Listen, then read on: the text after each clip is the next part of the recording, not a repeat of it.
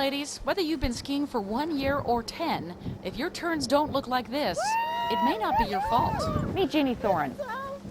But what happened was I started out skiing as a youngster and competed and found out along the way that I worked as hard as I could. I did everything the coaches told me to do. I had decent equipment, but there was always something that I couldn't get right. It took me 10 years to figure out that it was my equipment, it wasn't me.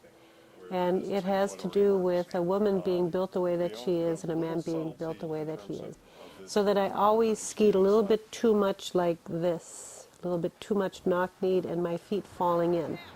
And that's, on the ground level, that's not a correct way to be standing. Your skis have to be flat. And every single skater from Sonia Henney to Christy Yamaguchi to beginners has a heel this high because they know that women's ankles and knees don't flex as far forward as men's.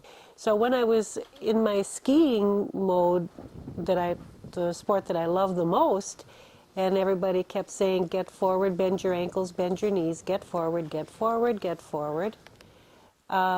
It took a while, but I figured out that I needed to have a heel lift in my boot.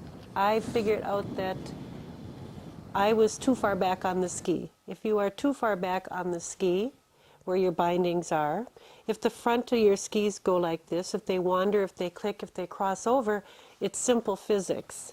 You're too far back on the ski.